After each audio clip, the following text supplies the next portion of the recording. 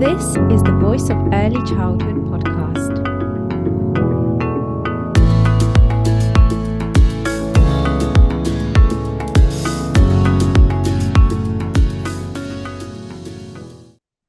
A big hello to the Voice of Early Childhood community. I'm the founder, Angelica Salinska, and I have a very special announcement for you all. Our 2026 conference page is all launched and ready for you. We have launched the tickets early to give everyone plenty of time to plan and book. So our conference is on the 7th of March 2026 in Nottingham. We listened to your feedback and we have the speakers back again that you are blown away by and wanted to hear more from. We have Matt Baller returning and sharing his insightful work and practice around promoting children's mental health. And of course, Olivia Corbin-Phillip coming back again, this time bringing books to life. We also have our long-awaited guest, Cheryl Warren, joining us to discuss her area of expertise on neurodiversity. We will be sharing the remaining speakers soon, so keep an eye out on the conference page. You can find the link in this episode description. Tickets are already selling, so don't miss out and grab yours. I look forward to welcoming you all. Hello, everyone. Welcome to this episode of the Voice of Early Childhood podcast in partnership with Male Childcare and Teaching Jobs. My name is Angelica Salinska. I'm your host, and today I have a very special guest with me. It is Dan Berman, who is, amongst many other roles, a Youth Opportunity Manager at the United Way of Rock River Valley, Illinois, USA. And who is also now going to be our new host for the Male Childcare and Teaching Jobs segment of our podcast. So big welcome to you, Dan. It's really exciting, isn't it? I'm really excited to have you on. It's an honor to have you on the podcast and have you as our new host as well. So welcome. Thank you so much. I'm so excited. I've been working with Claudio from Male Childcare and Teaching Jobs, just, supporting what he's been doing. So I'm so honored to get that opportunity to bring on some more voices that are supporting men in the childcare field, as well as those supporting, male advocacy. And today to be joining you as a guest and to be talking about early literacy and all things early childhood, which is my passion. Yeah, fantastic. So I know that you've got many other roles, so it's important for our listeners and viewers to get to know our new host as well. So I'm going to share, before you share more about your passion, I'm going to share with all of the listeners your fantastic bio. So I'll read it out. It's got so many interesting things which I'm keen to hear even more about. So Dan has spent over 20 years in early childhood education, known lovingly as Mr. Dan, as a teacher, administrator, nonprofit program leader, and advocate. He currently oversees prenatal to third grade literacy initiatives for children and their families in Winnebago County, Illinois. Dan also serves as regional representative to the Illinois chapter of the National Association of the Education of Young Children, as President Emeritus of Infant Massage USA, and as an ambassador for the PreemieWorld Foundation. He holds a Bachelor of Science in Education from Boston University, a Master's in Education in Child Studies from Vanderbilt University, and a postgraduate certification in Advanced Educational Leadership from Harvard University. So wow, what an impressive bio there to read out. I feel really honored again to have you on and really excited to hear more about you. Thank you. Yeah, sometimes I hear my own bio and I get a little tired, and I just want to make sure we get into the good stuff, which I don't feel like is my bio. But yes, it's important to set the foundation. I've been blessed to have a lot of great educators, mentors through the field, and have tried to utilize that and look forward to doing so through the podcast here and talk about a bunch of different topics that fall within my scope. Yeah, fantastic. So I guess to kind of bring us into the podcast, let's talk about what you're wearing actually, which is more significant than what most people wear. So tell us about your cap and your t-shirt there. Sure. So right now I'm a walking billboard for our United for Literacy initiative, which is a 10-year initiative here in the state of Illinois to try and improve reading rates primarily by third grade being the age chosen because it's when the research tends to define curricula, especially here in the United States, as when children go from learning to read to reading Hmm. to learn. So at that point, if they don't have the, comprehension and the proficiency, it's really difficult to learn moving forward. And unfortunately, both here in this region as well as pretty standard across the United States, we're only at about, I'd say, 30 to 35% of third grade students being proficient in literacy based on the assessment tools that are given, Hmm. which means, about 2/3 are not. And that systemically continues because a lot of adults are also in that same range, unfortunately, of literacy, under about 50%. And when we learn adults are not comfortable with their own literacy, they're a lot less willing and more hesitant to read to their kids and to get that, which is what, really drives literacy. And Hmm. then the hat Hmm. is from the Dolly Parton's Imagination Library, which is a wonderful program where both our United Way, any sponsoring organization can fund free books for children 0 to 5 years old. Oh, So fantastic. each month they get a different book in the mail with their Hmm. name on it. So for a number of reasons, it's wonderful. A lot of children in this region, we notice, don't have access to their own books. They don't even have one book at home. So it's a really nice start. It's also a foundational opportunity for parents, to get that book and Hmm. intentionally read it to them because it's new and it comes to them. They don't really have to do anything with it. And then beyond that, we just want to, continue engaging and improving that 0 to 3, that first 1,000 days when we know the brain is really developing, and we want to create not only the availability of words, around them, Hmm. whether that's through books, whether that's through narration, but also that intentional moment, of bonding and creating a foundation of love for books and Hmm. literacy from the beginning, as opposed to trying to, tell them, read this book, you'll like it, and Hmm. there's that hesitancy. So right now we actually just crossed 5,000 active participants here in Winnebago County for the first time.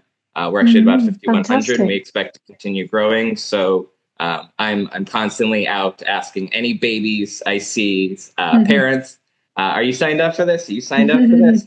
Come get it. It's free. So that's definitely been a joy of my current role within the prenatal to third grade literacy space is overseeing this Dolly Parton's Imagination Library program, and Hmm. again, just promoting its existence to parents here in the region. Yeah, fantastic. What a lovely initiative to be part of, and well done for reaching so many families. That's fantastic. And Yeah. for all of our listeners, third grade is about 8 to 9 years of age. Is that right? Yes, so I think that will be a great thing, especially being from the States and being a new host is some of this, language here. Hmm. So yes, third grade in primary school, grade school. I'd say, yeah, about 8 or 9 years old. Typically, Hmm. I'll tend to probably say childcare as opposed to nursery, Yeah. um, and diapers as opposed to nappies. But we'll get it. Yeah, that's fine. It's all about the international language perspectives and yeah, the differences that we have, which are all fantastic. So you've really given a fantastic introduction to what we're talking about today. One of your passions, early literacy, a big passion of yours. But what we're really digging deeper into is extremely early literacy, as you phrased it in your article, which I absolutely love. And you explain in your article that communication, literacy, and bonding all begin during pregnancy and continue through infancy and early childhood periods. So you're really emphasizing that prenatal period as that extremely early literacy stage. Is that right? That's right. Yeah, research shows that within the third trimester, fetuses are able to recognize sounds and to Hmm. absorb. So, research there was kind of the 1980s Mozart playing that was really Yeah. debunked, but words really do matter. Sounds, tones of voice. Hmm. It can create hormonal stress, reactions in mom to be. So all of these different things are really a big factor. And my experience working a lot of times with new dads is they find that they are kind of separate from the process. we hope Hmm. that they are a good partner throughout the, pregnancy, and they're attending different visits and things. But for Hmm. them, it's not really real until the baby comes. And sometimes even then, not until the baby smiles at them or something Hmm. engaging. But reading is a really great way to make it real and tangible, for men, especially. Obviously, mom to be is carrying that baby. She doesn't need the Hmm. reminder, but it is great to, hear that voice. But the baby is hearing mom narrating and talking a lot, hopefully. Hmm. It's kind of just being more intentional. With dads to be, though, that's where the voices really need to be identified, and can create that, immediate connection, Hmm. even more so for dad. But again, the research showing that that fetus is receptive, has that capacity. When babies Hmm. are first born, again, now you're creating that love and bonding moments through reading or through literacy or through talking to them. That just, again, creates the foundation. Every word children hear means that they'll be more likely to have more words as they get older.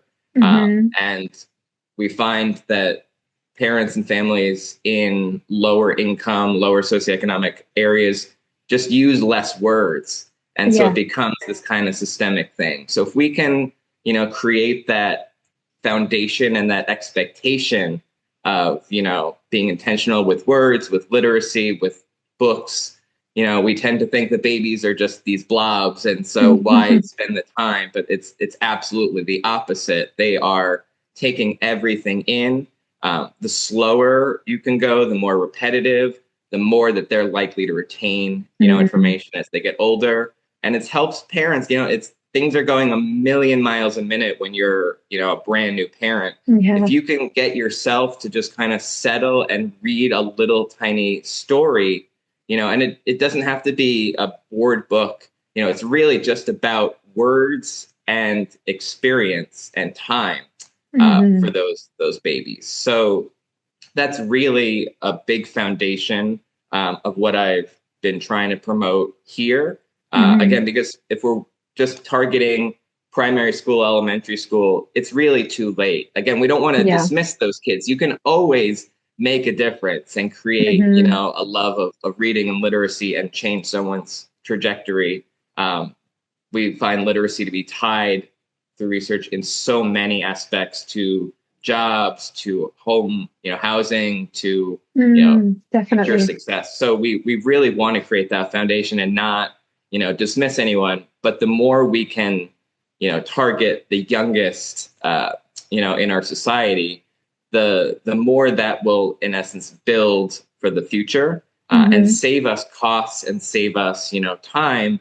Realistically, if we're a bit more proactive there. Mm, yeah, yeah, definitely. And reading your article, I've seen you talk about the 30 million word gap, which you kind of almost touched on there. Would you like to tell us a little bit more about this, including any statistics you have, and then also a bit more of the meaning of language immersion by narration and just digging deeper into that?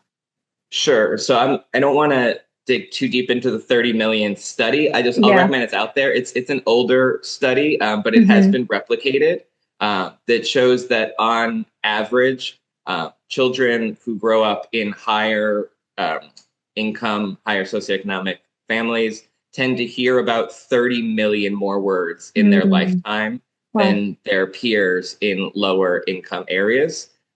So again, that's kind of the top line. I do Yeah. recommend each person looks into it themselves to kind of see where it is. But Hmm. a huge number of those are in that 0 to 3 year old range Hmm. through what I describe as narration, which is just talking out loud about whatever it Hmm. is you're doing. You are in the kitchen.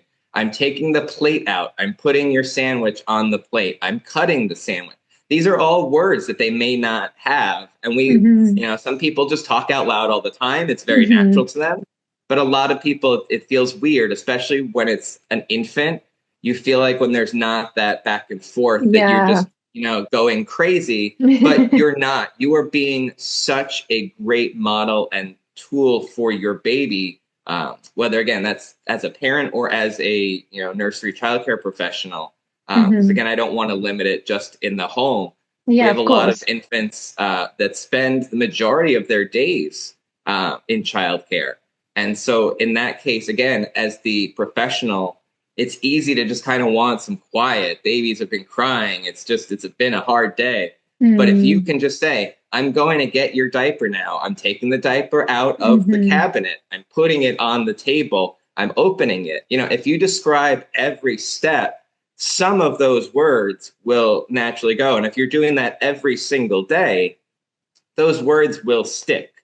I mean, it's a guarantee that if you show a diaper and say diaper every day over and over and over again, they will get it. Now, again, you don't want to just do it in that one narrow function. It's about the global. Everything we do, we can just talk about. And these are all new experiences for babies. Again, we get tired of reading the same book over and over and over again to a 2-year-old, but that's how they're going to learn the concepts and enjoy it.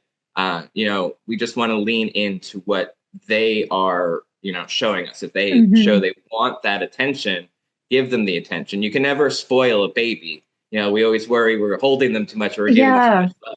Babies need so much attention. They're designed and programmed to need us, and that includes language, because that's our way as human beings to communicate. We have nonverbal, we have ways to hold and touch, but we also have this really great tool of language to immerse all children in. I talk about in babies because that's when it's going to be the most. But if you're a teacher of a 3-year-old, that's the same thing. The more words you have, you keep just higher leveling the words. You start scaffolding and using more serve and return communication techniques to kind of get that back and forth to build out the language. But realistically, again, just using more words is the best path to success for a really young child. And in terms of kind of where to find, children, we tend to think like, okay, well, they're in the home or they're in the school. Well, one program we're working on here that my colleague Jessica has really led an initiative on is a program called Reach Out and Read, which is a national program that also has state chapters where we partner with family medicine clinics. So we train new residents who are going to either be pediatricians or family medical, doctors to prescribe a book at the end of each well child visit in that first year of life. Okay. So it's not like they're leaving the visit and they throw a book at them and they say, here you go. It's being intentional about, here's a prescription to help them, with their belly. And here's this. And to help them with their, language, here's a book. We provide the books. We make sure that they're development appropriate. But the physician has that relationship with the family. So the family's going to be more trusting is what we've seen. And so if the physician kind of describes how to open the book, how to point to words and pictures, not just holding it to yourself, kind of the process of storytelling and engagement, it both takes the physician out of the doctor mode and into more of a holistic, helper mode, which is wonderful. And then also simultaneously gives that touch point, that opportunity for them to leave with a book. And then we also will give additional books to just stay in the office for, other siblings, because we always want everyone to have it. But books themselves are really just the prescription and the access. We can tell you reading comes from getting into books and learning, and we can make sure you have the books, but it's that third step of making the connection that's really difficult, especially the older they get. Each year that passes, the harder it is to, build on that. So extremely early literacy, the term, we're using is just, again, finding that touch point and that foundation early so that every time there's a book, it's exciting. And then as the child gets more into different topics and passions, you can promote that and, encourage it through books, as opposed to saying, oh, you don't like books. Well, you like dinosaurs. Try a dinosaur book. You need it to be the opposite way. Yeah, so we really need to instill that love, lifelong love for books, that appreciation, as you write in your article, appreciation for reading and physical books as well. And that goes beyond, I know you talk about different types of books like bath books and books for younger children that are a little bit more robust, don't you? So that they can they can grab them and probably bite them, especially really young children. So they're not Yeah, I prevented from mean, using them. board books, honestly, they get chewed up, and Mm, I wouldn't say they're the sturdiest. They're just mm, parents or teachers accept that they're going to get chewed up, and it's okay. I think as educators and for parents, we just kind of have to have an acceptance that little ones will tear up a book. And again, yeah. this is where finance is different. You know, it's easy to say, well, if they Hmm. tear up that book, we'll get another one. But if you only have one book, you know, we want to make Hmm. sure that book is sturdy, especially if we're encouraging them to read it with their children, you know, dozens of times. So yeah, board books are very nice. I found for infants actually bath books, Hmm. as you mentioned, are the best because they're, Oh, you know, squishy. A lot of parents yeah. will use bath time as their Hmm. quiet, you know, right before sleep bonding experience time. Dads, especially if they are Hmm. working full time, or you know, moms if they're working traditional business hours, that's kind of their one-on-one Hmm. time. Yeah. So bath books kind of serve that dual purpose. I've Mm, also yeah. found a lot of benefit from board books that are also designed for baby's tummy time. So working on that kind of head and neck strength, Hmm. the books will fold out so that they kind of make a little like a little gym for the child. So they have, you know, a mirror in there, and they have a Hmm. picture, and they have something that hangs, just kind of folds out, but it creates this little space for your, you know, the little Mm, one if they're turning or yeah. rolling to see a different thing. Um, so yeah, I think those are great. Again, it's trying to find something that they can physically engage with that will Hmm. not create anxiety for you, because in all things, including literacy, babies will sense your anxiety Mm, over anything, yeah. whether that is anxiety over reading to them or their engagement with the physical book. I'm Hmm. guilty myself. I've moved more towards audiobooks and podcasts than physical books, and I try and Yeah. get myself back into reading, you know, actual book, because it does Yeah, me create a too. different space for yourself. Hmm. And with babies, again, we want them to learn how to read a book, because that's, again, how our society wants them to learn in school. They're going to have Mm, to engage with physical books. Even if schools are using different technology, you know, we still primarily use physical books as our tool for learning. So we want them hmm. to be comfortable. We want them, you know, to feel the engagement and that feeling of, you know, not feeling of anxiety when they Mm, see a book and open a book. It's a feeling of joy and exploration yeah. and wanting to see what's on the page. And you also talk about that feeling of joy and feeling comfortable in a reading space. So, a space where it is dedicated specifically to reading, both in the home and in an educational setting, perhaps. Absolutely. A lot of times, you know, we think about just the book, or we go to the library, and it Hmm. has to be one or the other. And it's like, well, no, it's important to create, again, that foundation of love of learning, having a safe, warm space, you know, that you go and you feel happy in, will naturally create more of that joy for the process. So if, again, if you're Hmm. just reading a book but in a space where you share your room with four other, you know, children, and you don't really have your own bed and you have this one book, you know, you're not going to feel the Mm, same as if you have a little soft pillow and a light and a shelf for your book, even if it's hmm. one book. Again, just creating that warm, and it not being, you know, you get sent over to that corner if you want to read or you're in trouble. It's not a Mm, multi, you know, purpose spot that's just out of the way for quiet. It's a dedicated spot that, again, children will associate with reading and also associate with comfort and security hmm. for them. So, again, warm colors, it doesn't have to be expensive, kind of like you're building a fort. You just want something, you know, that's child's library or Yes. child's, you know, reading space. One thing I found that's pretty cute, uh, that we did. If you get one of those like ball tents, uh, they kind of like the soft balls.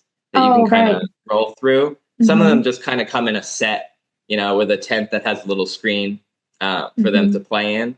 But if you just remove the balls from there, it becomes a really nice reading space that you can put, Mm-hmm. two pillows and, a little tiny space for the books to live. Mm-hmm. So again, you can be creative with it.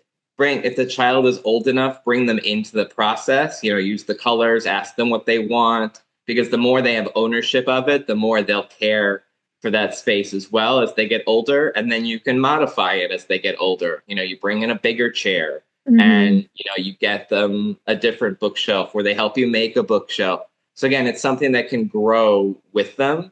But it's just a reading space as opposed to a library that feels intimidating and has to Yeah. be full of books and feel a certain way. It's again really just creating that space for safety and getting into the headspace. Headspace is something Mm-hmm. we talk about as an adult. Babies get into headspaces too. They're in there almost all the time. So we want to kind of again grow that space with them.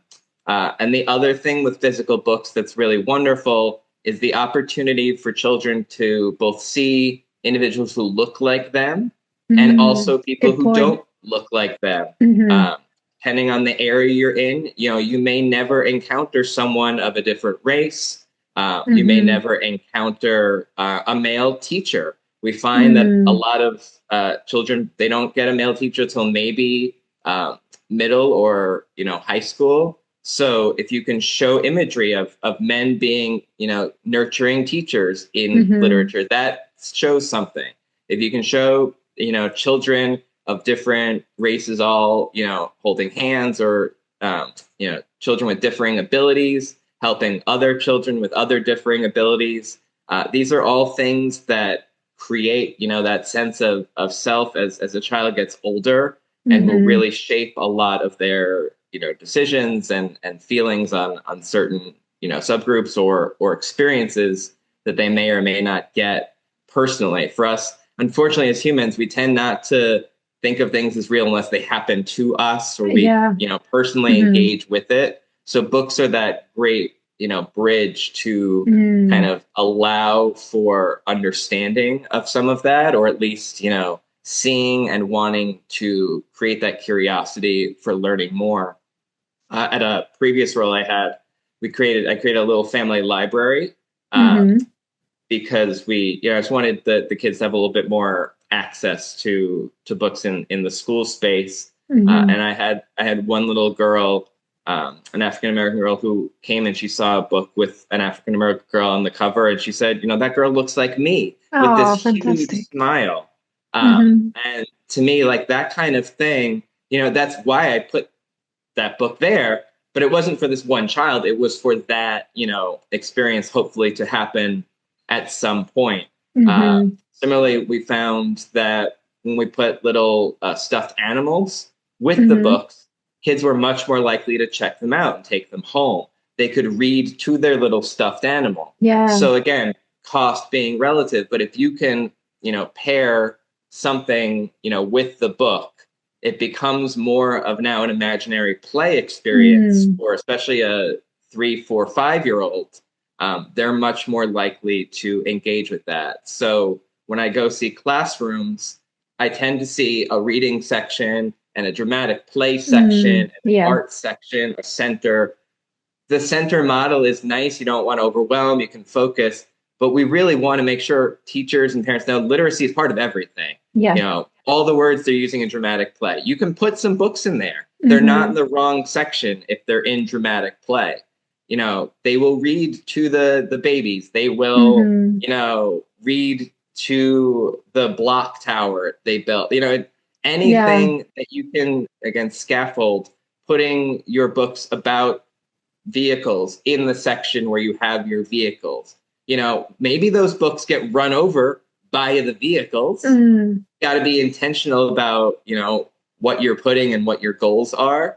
But the more we can multi-layer literacy, again, into each different aspect of education, as well as from birth, or even right Mm. before on the way Yeah. up, it will lift everything going forward and make it so much more of a strong process. Yeah, and I think that's when children will be able to recognize text around them everywhere as well, when they've got that exposure to books and exposure to different texts in the classroom, at home as well. Like I know in your article you mentioned things like magazines, leaflets, things like that. So it's so important for children to have access to all of that. Newspapers, even if they don't really see adults at home reading physical newspapers anymore, everything's kind of like on your phone now.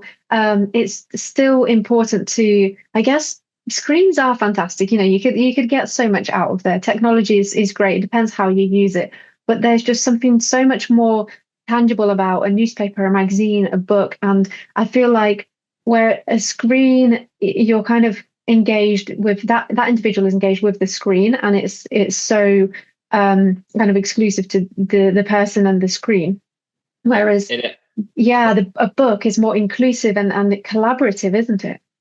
it is, and I mean, again, I'm as guilty as anyone. I can write the article, and I still will be in my little screen. But Hmm. yeah, babies, young children, they are sponges for what's around them. If they see Hmm. you on the screen, not only are they not getting the attention just because that's what the screen is designed for. It is highly addictive. It's Yeah. intended to get your attention. So are babies and children. They're designed to get your attention. Unfortunately, Hmm. the screens, that's how strong that that power is of the screen, Hmm. which is why we need to break it. Again, there are value to screens. You can, again, provide videos or different experiences, even to the youngest children. You're not going to burden their brains by letting them, watch something on their tablet for a minute. But the more you get into that habit of anytime you as the adult need calm time, they get their Hmm. tablet as Hmm. opposed to a book. That's just going to make it much harder as they get older to break that habit themselves. And what are Hmm. they really getting out of that screen? It's not imagination. It's not a ton of things. It tends to be a lot of very straightforward videos that are also designed to be addictive to children that just kind of keep them in a loop. Which again is great if you're using it as a babysitter, which is absolutely not what I am advocating for. And then in terms of newspaper, again, we don't read those kinds of things. But if you, as the adult with children, can get out of the habit of a screen, one, it will just make your life better. I mean, I wish I can do it too. But it's the modeling. So for Yeah. babies, again, and all children, as sponges, if they see the adult on the screen and again, being happy or content, they're going to want to model that and follow that behavior. If they Hmm. see you, you don't even have to read the newspaper. We're not trying to trick little kids, but if you're just kind of, holding it and flipping it through while your child has a book, they'll model and flip. If you are on a screen, I've seen this in now children as young as I'd say about 13 months. They Hmm. make this motion. Yes. It's a swiping mode. And I noticed it probably about 8 or 9 years ago, and I was shocked. And now it's just kind of It's obviously, normal now. it's normal, but it shouldn't be. If Hmm. you're seeing that, that's a sign, and to me, a red flag that that baby is getting the wrong kinds of attention and modeling. Hmm. It's not an unsafe or unhealthy model to that point. We're not unhealthily in an unhealthy way giving them too many screens at this young age, but by creating that model of screen time is my escape time or my calm time, that's not something that's accessible really to children to do that. Mm. And so again, it's much easier in a classroom to say, you need to calm, let's do our tucker turtle, and we'll take our deep breaths, and then we'll go read a book, as opposed to saying, well, my let's go swipe, let's go Yeah. look at the screen that repeats, and you'll settle, because either one will work, but only one of them is really creating that healthy development of learning and of modulating their behavior. The other one being more of an escape, and Mm. unfortunately, that's where we already have it. So as educators and for parents to be intentional about having physical materials there. You can get free magazines almost anywhere, Mm. advertising things, and Hmm. for a 2-year old, flipping through one of those magazines is an amazing experience. There are all kinds of images and, Hmm. different text. They're not going to be able to read the text, but again, that's okay. You're just Mm. exposing them to words. And once they start to have language, they will ask questions, about, can you read? Hopefully they ask, can you read this to me? Because Hmm. that's a sign that you created that foundation of bonding through literacy. If a child brings you a book or something to read to them, um, to me, that's a joyous Yeah. moment from an Hmm. educator perspective. Yeah, definitely. And it's so fantastic to see young babies being read with, and even like before birth as well. It's just you feel like that's such a lovely special moment, and I think that's the big thing with books as well. They really support that, like as you were saying at the beginning, connection between the child and the parent or carer and the educator. And when you were talking about that at the beginning, I actually thought about presence and being really present with in that interaction, in that relationship, because that's a lot of the time again what screens don't give you enough of. You're present with the screen, but you're not present with the person. Yeah.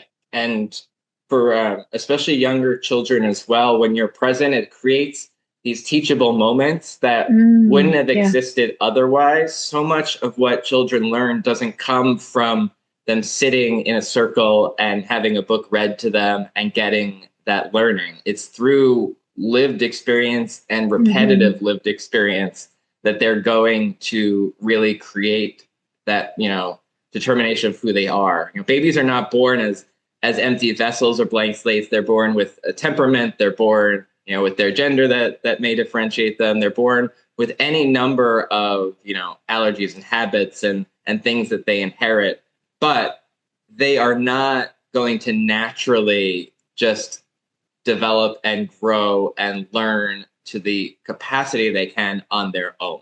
It Mm. takes a village. None of us have to be that village on our own, but we really Hmm. do need to make sure that, again, there's that constant exposure to positive language, to different, imagery and experiences. Books allow for music to be scaffolded on, which is a great learning Mm. model.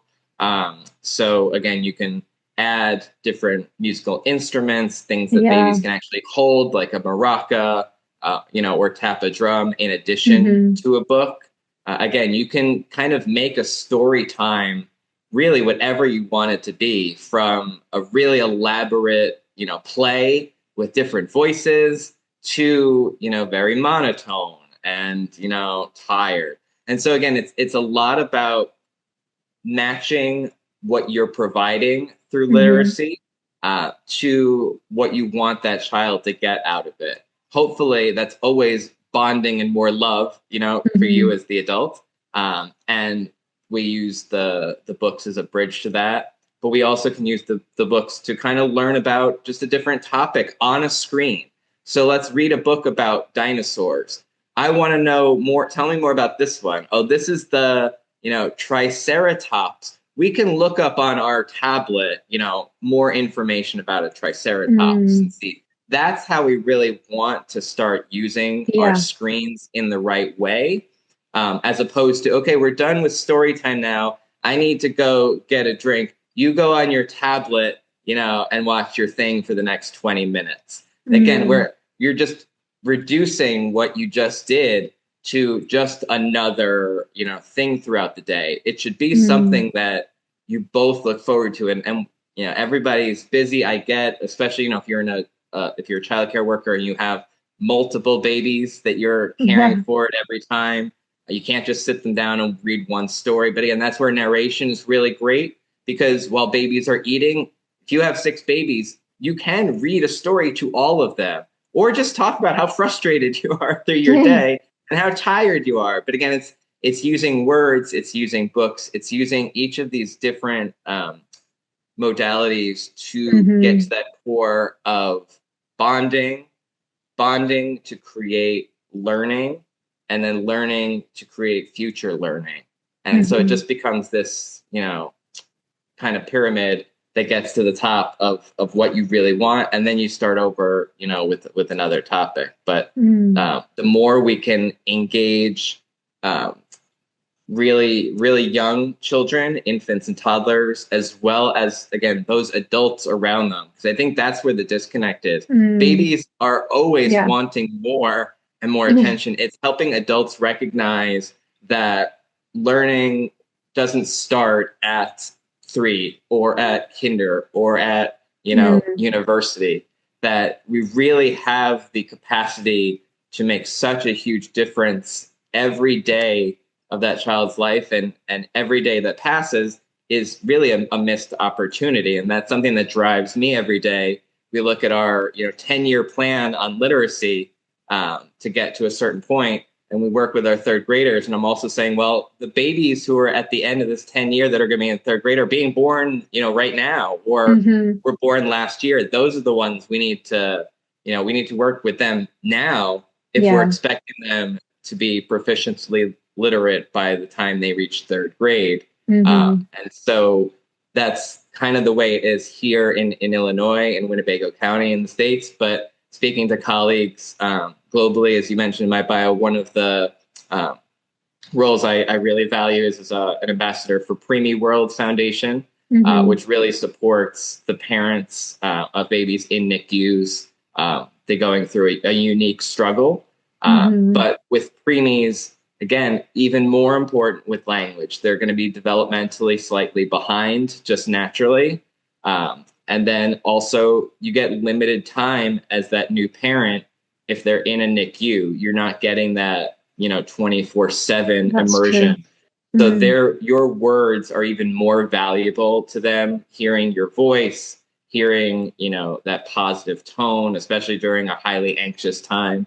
So for some Hmm. parents, just having a children's book that they can read to that child lets them kind of escape from Mm. that intensity for the moment and have a memorable experience for, again, as the adult. So much of, my push as an early childhood educator is the value to the child, Mm. obviously. But there's so much value, which is one of the reasons I am an educator in this space. There's joy as an educator or as an adult to read something and see the smile or the reaction, Hmm. or again, finding something that creates that connection Hmm. between you and the child. And so for our families of preemies, again, that's going to be a lifelong, for some, ongoing kind of thing of development. So Hmm. finding ways that you can connect with them. And if that was an early story that they, had a positive moment on, that's a great touch point to build off of. Mm. Yeah, fantastic, definitely. And you're just so fantastic to listen to, and all of these things that you're talking about, and your experience and engagement with young babies, children, infants, families, it really comes through all of that experience. I could listen to you talk all day.